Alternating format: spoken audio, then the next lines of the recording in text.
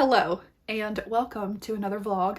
This is just the content that I want to make right now, so you're going to be getting like back-to-back vlogs. Sorry about it. Actually, I'm not sorry because I'm just not. Anyway, I want to read some new releases, and I think I'm going to do different genres as well. I have 2 romance releases that I want to read. I have a historical fiction that I want to read, and then possibly a thriller. I'm thinking maybe the new Frida McFadden because I've been seeing some buzz about that one. But the romances that I'm going to be reading, Blitz by Devney Perry, and I have already started this one. I think I have like an hour and a half of the audiobook left.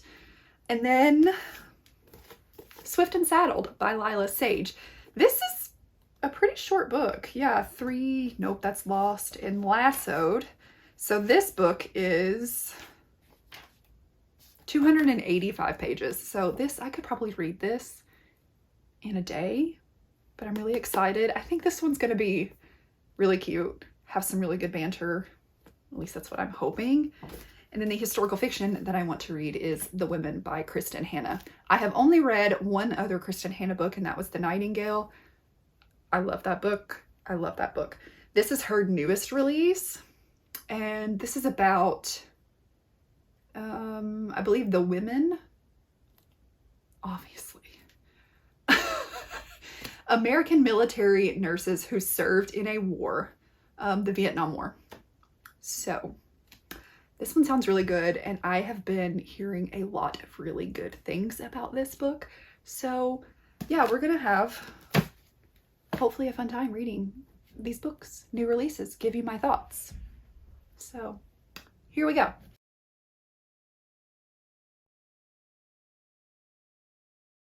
So it is quite some time later. It is 8:36. As you all saw, I inserted a little clip because yes, I went to Target again. I live at that place, okay?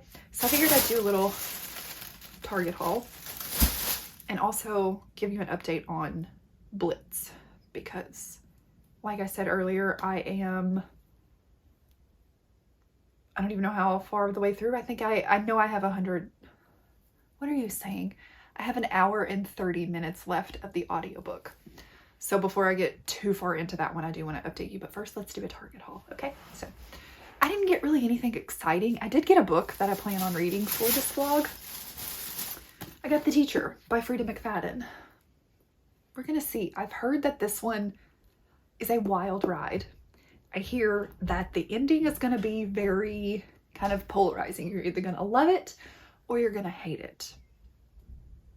We'll see. I don't know. Then I got 2 pairs of shoes. One of them I really just wanted, and then the other pair is for an outfit for when I go to Charleston towards the end of the month. I will be wearing these to go out to dinner for Cheyenne's birthday. I'm so excited. Okay, first, before I get to the shoes, I got these Mighty patches, these pimple patches. Listen, these are the only ones you need, okay? And I think they're like less than 10 bucks at Target. I love these things. Loved them. Okay, so let's get these shoes. I got these little, I am not a heels kind of girly. So I got these little like sandal kitten heels. I don't know. I'm wearing like an all black outfit, and then I'm gonna do a bold lip. So I got these sandals. I think they're cute. I think they're very cute. And then I can always like use these again, you know? And then these, I just really liked these. Cheyenne said, they're not my style, but if you like them, and I'm like, well, I do like them. So I think they're super cute. I was worried. I wear an 8.5. I wear an 8.5. So I don't have like the biggest foot, but I also don't have the smallest foot. And I was worried that mules, that's what these are, right? I think. Does it say on here? I don't know. I'm pretty sure this style though is a mule. I'm probably not right. But the point here, I don't want it to make my feet look big. And I don't think it did. At least I hope it didn't. But I think I could like dress these up or dress these down. So I got these. So that's my little Target haul. Now, Blitz. I'm not loving this book. I really am not. And I wanted to because I did really enjoy Coach. I thought it was a cute romance. This one though, anytime that you have a hero and heroine who meet and then have a one-night stand and then they try to have a relationship outside of that, so this is a coach athlete romance. So we're following Torin.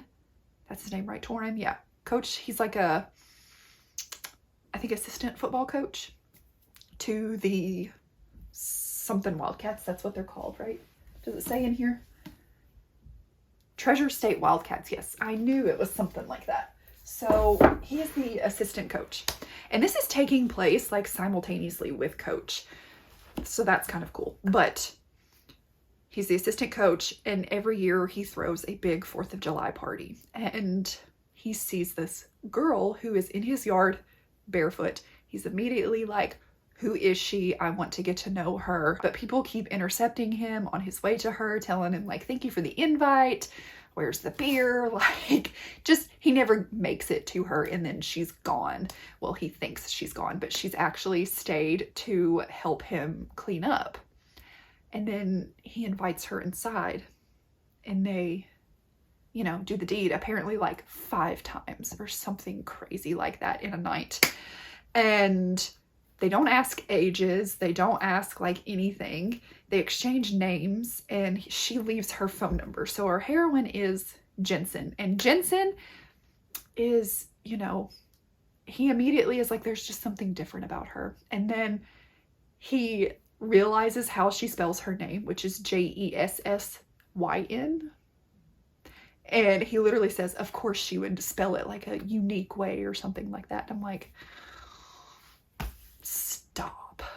stop it. So I kind of rolled my eyes at that. So obviously neither one of them know who each other is or, what each other's occupation is. So I think it's the first day of school and Torin is walking out of his office or something like that. And he runs into the volleyball coach who is taking their new star player on a tour of the facility. And who is this new star player? Jensen. Jensen has transferred from Stanford University to Treasure State University in nowhere, Montana.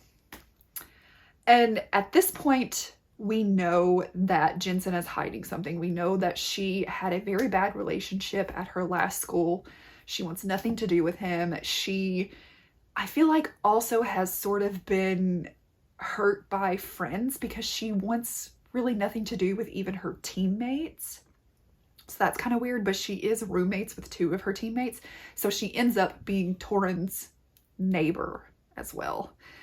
And her mother was I think like an Olympic volleyball player. Yeah. And so her mother has always really pressured her to be the best and, do the best, have all the best when it comes to volleyball.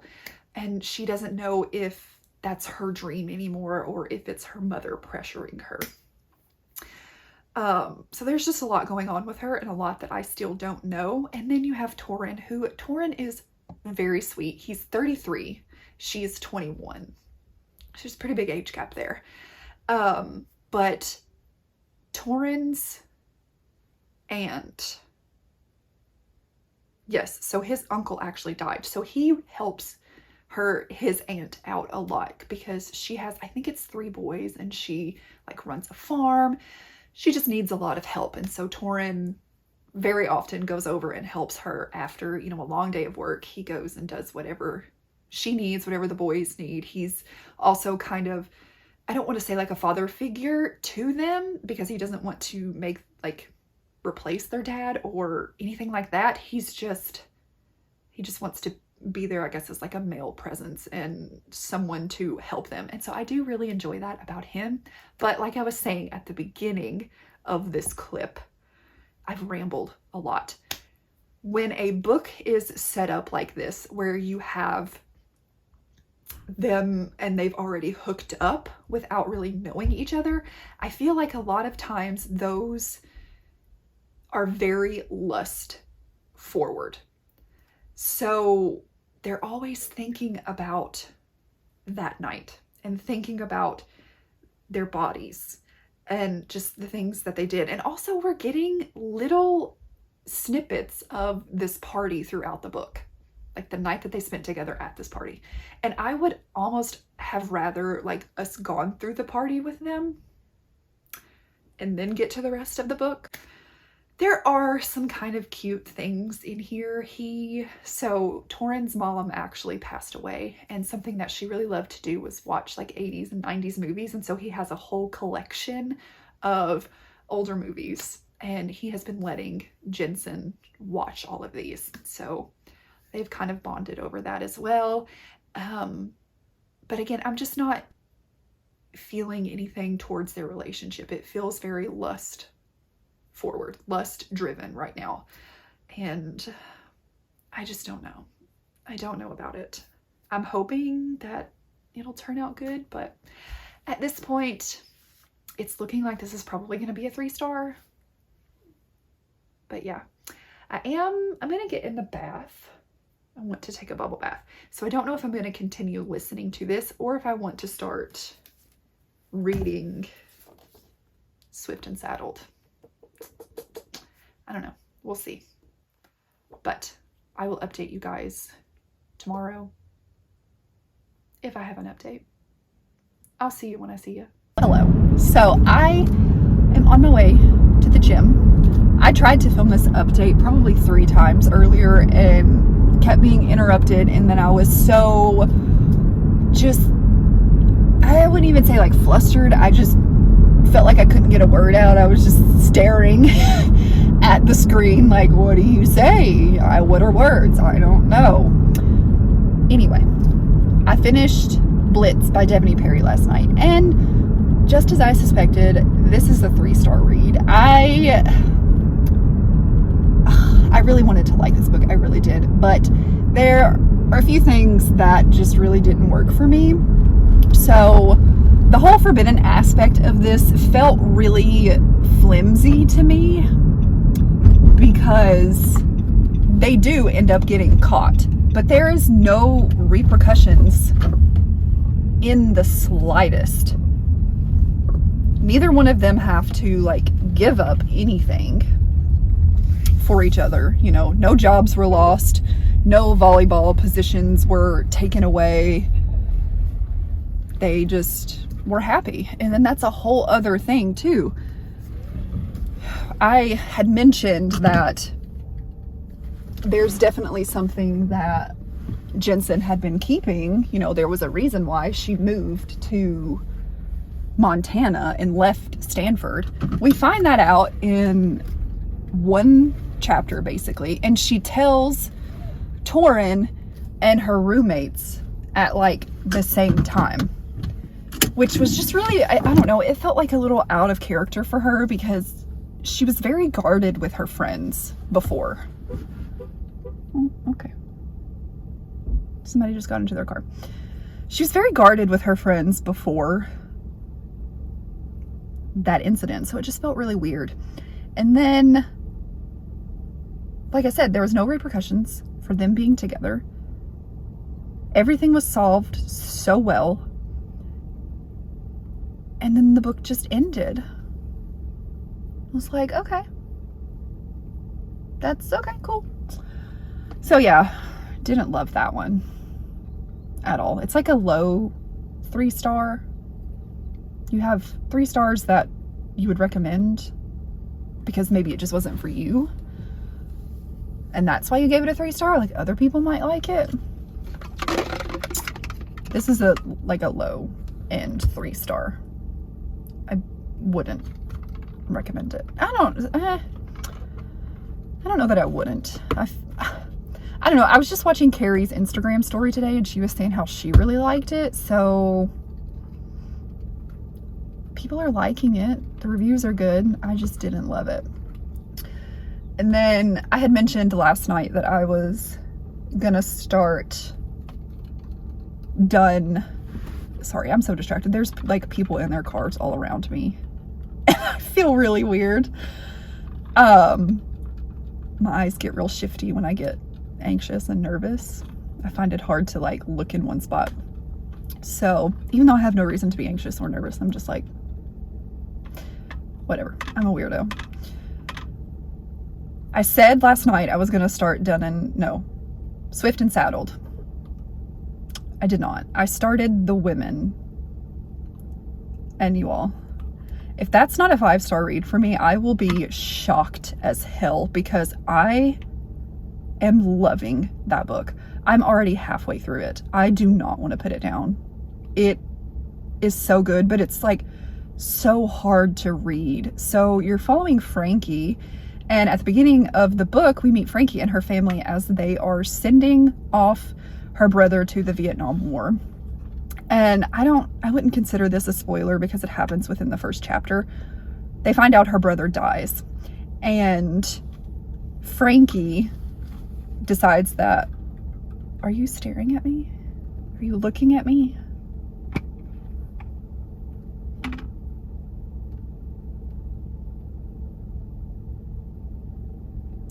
Frankie decides that she is gonna join the war as a nurse, because that's what she's gone to school for, graduated college for. So she goes to the Navy because that's what her brother was in. That was the branch that he was in. And she just comes from like a long line of people in her family who were in the Navy. So she wants to keep up that family tradition. And her dad has this wall of heroes, and she wants to be on that wall one day. But women still at this point in the 60s, they don't really go to war. We didn't really have the, like, we had rights, but it just wasn't the same. It was still very like the women should be at home and be a homemaker and, you know, babies and cater to your husband. Like that sort of thing was still very instilled in women, and her mother still very much wanted her to do those things. So her parents are not very happy with the fact that she's going off to war. But one of her brother's friends, actually at his going away party, they're both looking at the wall of heroes in her dad's office, and he says, women can be heroes too. She just feels called to it, and like she can do more and do something to help her country. So she goes to the Navy recruiter, but they tell her you would have to serve 2 years stateside before we would send you overseas. She's like, that's not good enough. I want to leave as soon as I can. So then she decides to go to the Air Force, and they tell her the same thing. But then she goes to the Army, and they're like, yep, here you go. So you see her, and the first night that she gets to, you know, the base in Vietnam, they're attacked. And she's just like, what have I done? What have I gotten myself into? This is not for me. I am not cut out for this. But she has such a strong support group around her. The women who she is bunking with, they're like, you've got this. Like, we've all been there, but the fact that you're here says a lot about you. You know, you push through, like you can make it. And she grows such a strong bond with these people around her and the people that are on this base, even though, I mean, military life is very temporary. You never know. Even not being in war, like when somebody's gonna leave, go, you know, to a different base, or, you know, be stationed like just somewhere else. And then being in war, you never know who you're gonna come across, bond with, and then end up, you know, she's a nurse. Am I gonna see them like with a hole blown in their chest? And that does happen a lot to her. And at first she could really only focus on the wounds that these soldiers would come in with. But then she started to really see them as a person. She started to kind of realize that because her brother, the way he died, there were no remains. And so she sees these men as kind of a way to comfort them. And she's like, if someone could have done that for my brother, like, I know that me and my family would have been forever grateful. You know, if we can just be like, hey, you're gonna be okay. Just, you know, even if she knows that they're not, just giving them some sort of peace. So she really starts to excel at being a combat nurse. And when I tell you, Kristen Hanna does not shy away from the horrors that happened in this war. The horrors that happened to not only our men, but the civilians in Vietnam. It is quite shocking. And honestly, I was talking to Toy. I asked him today, I'm like, do you remember learning a lot about the Vietnam War? He said no. And I'm like, yeah, I don't either. It was such like a, I know technically we lost that war, so maybe that's why, but also, I don't know, like even in the book, she talks about how there's a newspaper, Stars and Stripes, and how the President Lyndon B. Johnson was flat out just like lying to the American people about how many American casualties there were and trying to make it seem like they were winning this war and that the war was going to be over soon. And she's like, I'm here every day. Like, we're not winning this war. We're not having that few, you know, men die. And so it's just a really weird time in our like American history. And knowing the 60s was really like, you know, you had the race wars going on, or not race wars, the race riots, you know, Martin Luther King Jr., the Black Panthers. You had all that going on, and then you had the hippies who were, you know, peace and love, and they were protesting the war, and would, not even like the protesters, just like random people they weren't happy that the Americans were in war, and they really treated our soldiers and, you know, the women terrible when they would come back home. So that's the point that I'm at now. She's not in the army anymore. She's done her time and she's back home. And I had to stop there because I just don't know, like, what else could happen at this point? Like, what is going to go on? There is a bit of a relationship going on, but also somebody that she met when she was first there and fell in love with. I have a feeling he might come back around. So this may kind of turn into some sort of a love triangle. I don't know. But yeah, I don't know if I will pick it up tonight because, again, like, I mean, I think we're out of the really heavy stuff, but also I feel like she's about to go through some stuff mentally, and that's probably going to be really hard to read as well, but we'll see, and I'll update you when I have an update. Sorry that this update was probably super long and I wasn't staring at the camera the whole time. I'm sorry, but yeah, okay. Peace out. I'm once again sitting on my couch crying over a book. Oh my God. I don't know why I did my makeup today. I'm just gonna cry it off. Whew. I finished The Women. Damn. Oh, what a book. Whew. Okay. I'll be back when I compose myself. Yeah. Man. Whew. Clearly, I have calmed down. I've composed myself.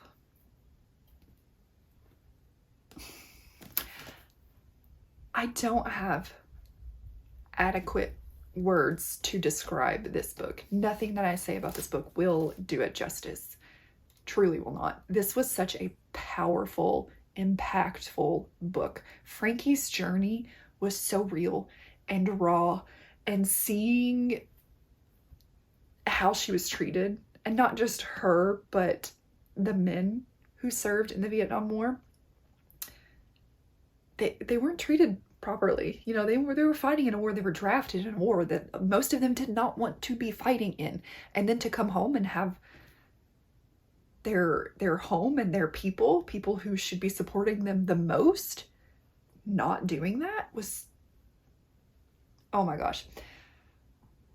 And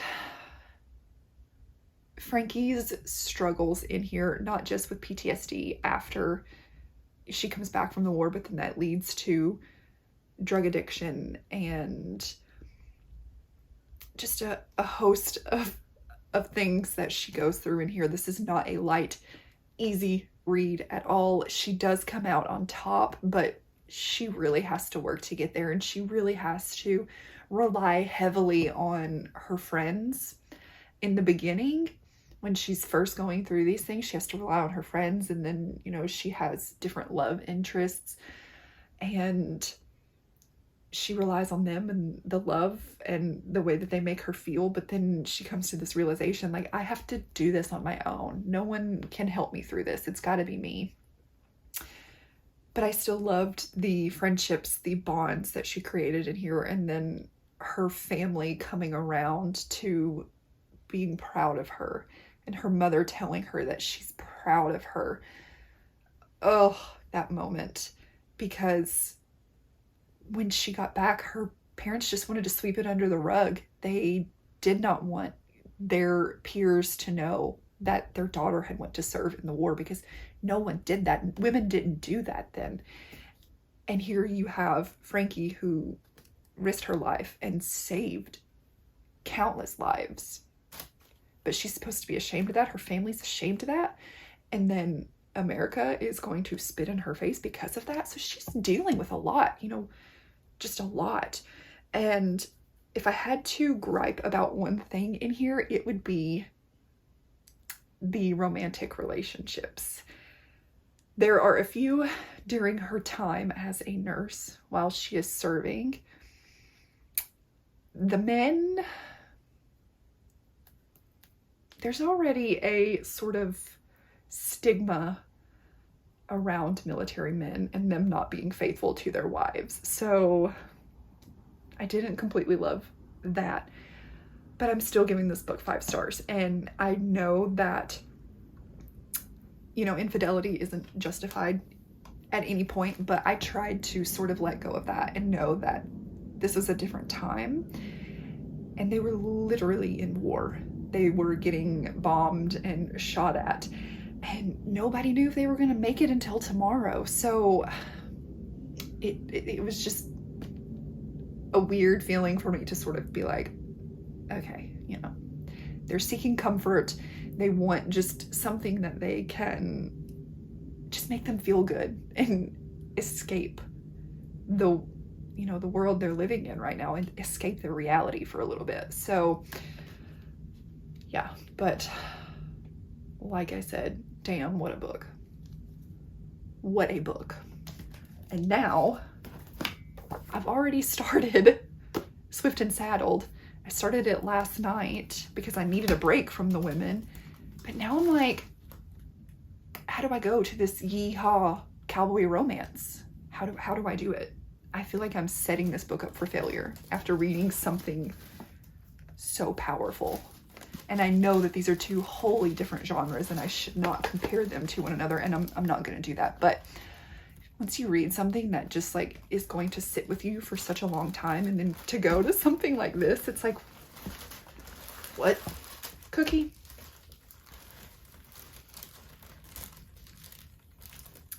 Make yourself comfortable on that bag. Make as much noise as you can, yeah? Yeah. But yeah, this is going to be my next read, because while I don't know how to move on from the women, I have to. And I'm going to try to give this a fair shot.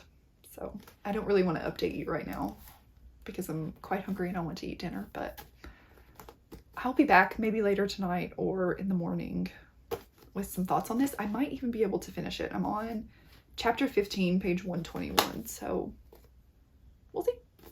We'll see. I don't know. I'll talk to you later. Hello. Hopefully you can see me and hear me. Clearly I'm in the bathroom. I'm getting ready for the day. And we've got a few things to do. I need to go and send off some Pango books. I need to go to the store. And what store are we going to? Say it with me. Target. Listen, the Target that I go to is right across from a Walmart. And if I can avoid going to Walmart, I will. I hate Walmart. It's just always so busy. So busy. So I'll go to Target. I have a reading update, and if, of course, there's a plane. There's always a plane. Lovely. Just blend out my foundation till it goes by.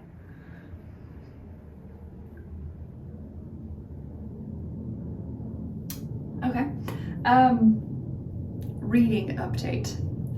I'm not reading Swift and Saddled. I did not read any more of that. I started The Teacher by Frida McFadden this morning, and I am already this far into it. Can you see that?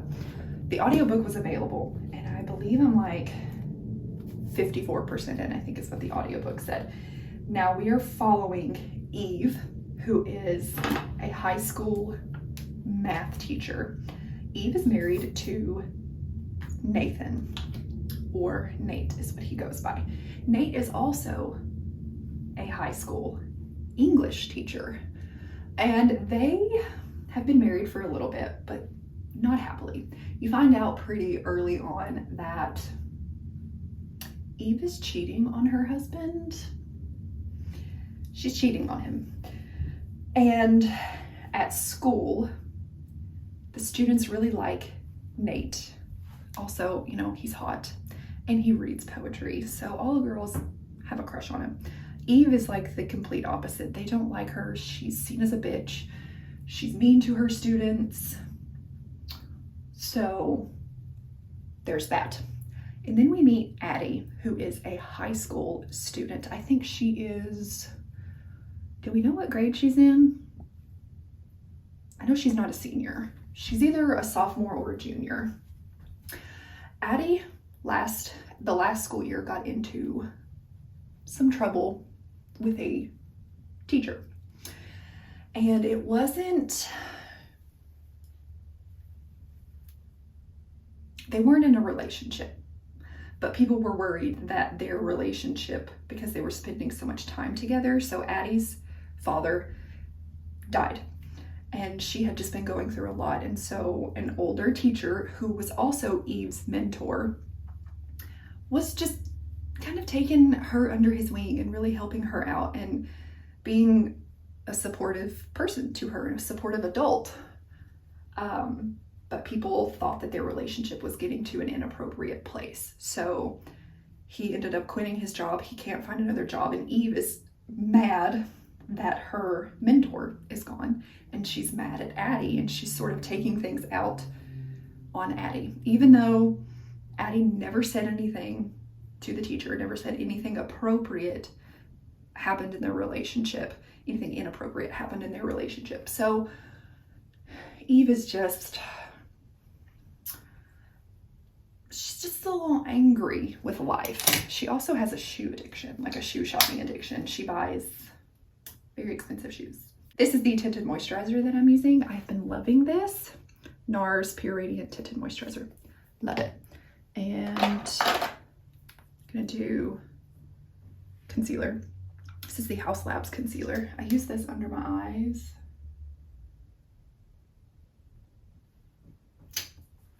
I'm a mess. Is this clip gonna be usable? Probably not. And then blemishes, I will use the NARS Soft Matte Concealer.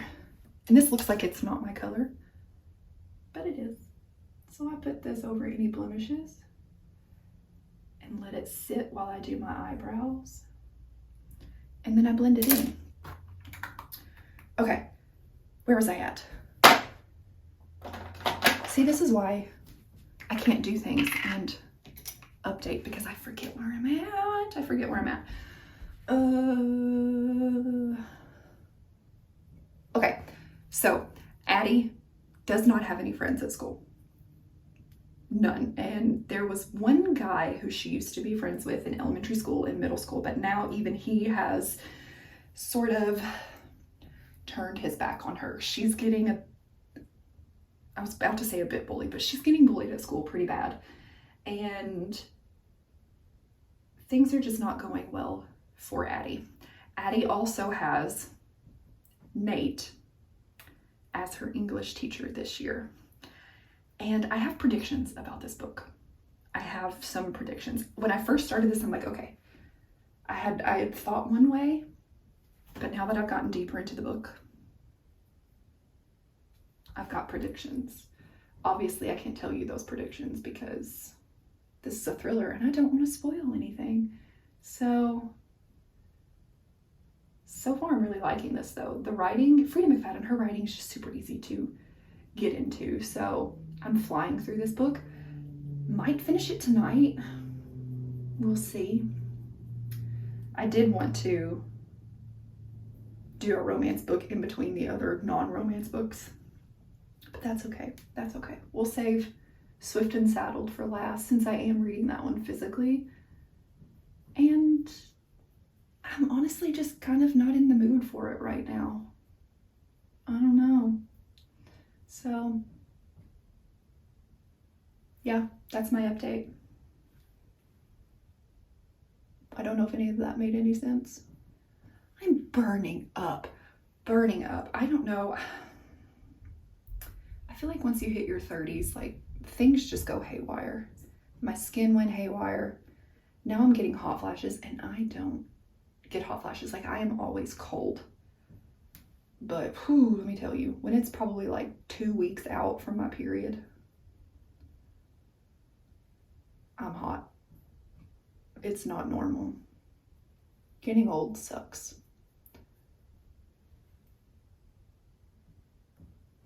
I don't know what I'm saying, y'all. I'm just rambling. Y'all don't care. I'll let you go. You can come say hi, Murphy? Here's Murphy.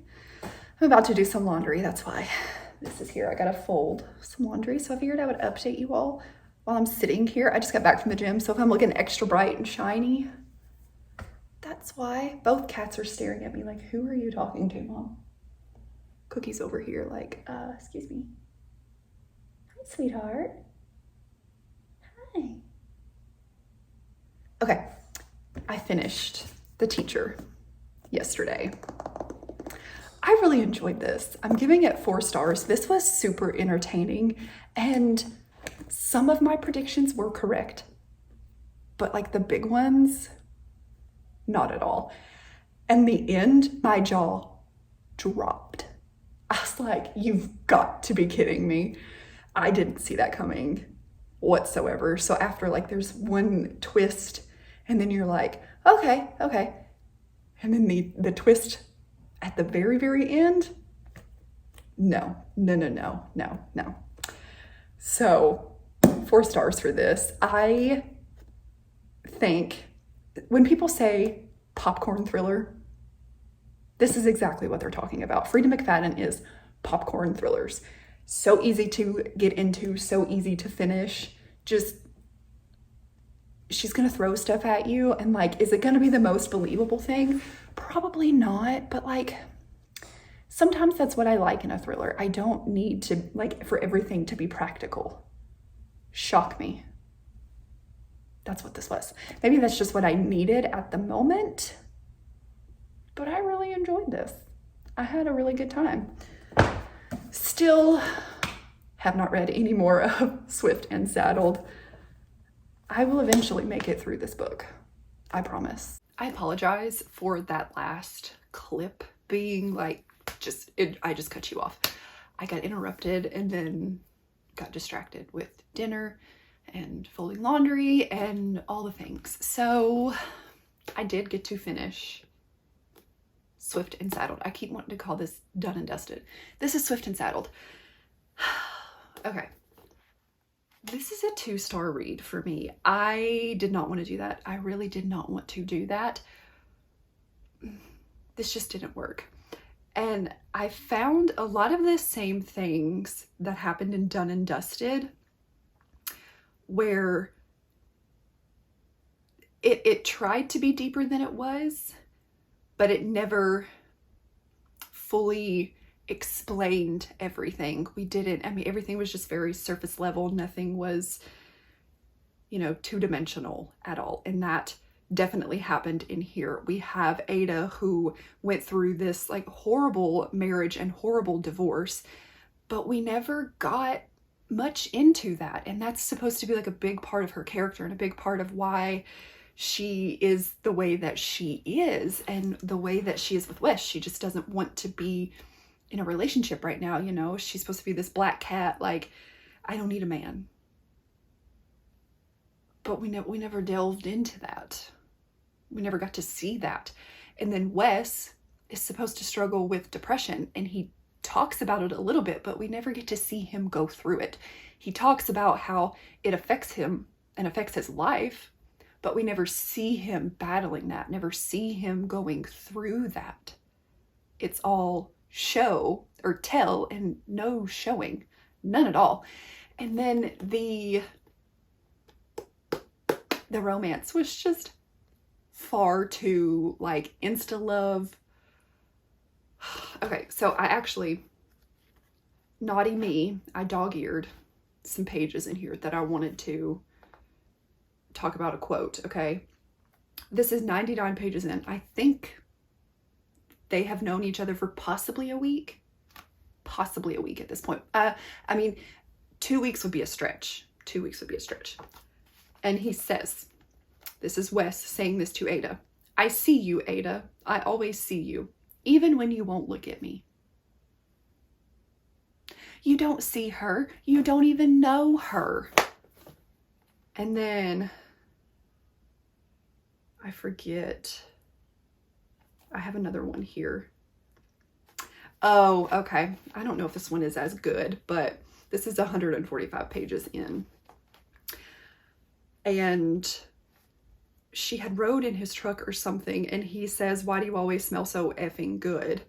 He says, my truck smells like you, and now I take my life into my hands every time I drive because you are all I can think about. This, he brought his arm around me and pulled me to him, leaving no space between us, is all I can think about. Where was the development in this book? And I was able to forgive it in Done and Dusted because I'm like, okay, this is a debut. And I don't know, I feel like I liked the characters in Done and Dusted better than them. They had some personality. I feel like this book had no personality. But I could forgive it in Done and Dusted because it is a debut novel, but this one, I feel like I should have at least seen a little bit of growth. I know this is only her second book, but like she's big time now. She's being published. She should have an editor. She should have all these things. Where was the growth? Where was the growth? I don't know. So that's it for this vlog. I'm actually about to start another vlog. I'm full of vlogs, y'all. Sorry. I think this went really well though. I'm trying to find all the books that I read to kind of give you all a wrap up. Here's, what other book did I read?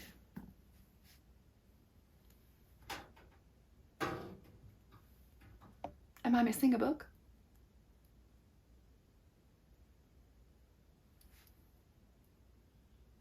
Oh, The Teacher.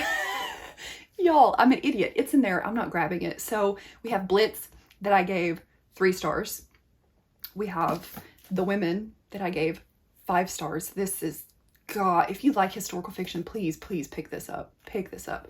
And then The Teacher, I gave 4 stars. Super fun thriller, super fun. I do recommend that one. It did take a little bit to get to like the good, exciting parts, but it was still a really fast-paced read. Like, you just want to keep going.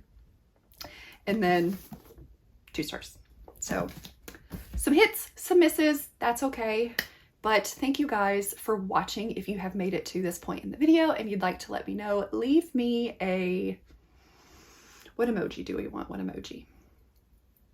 I don't know, leave me a book stack. I can't think of anything better. Thank you guys so much for watching. Please like, comment, and subscribe, and I will see you next time.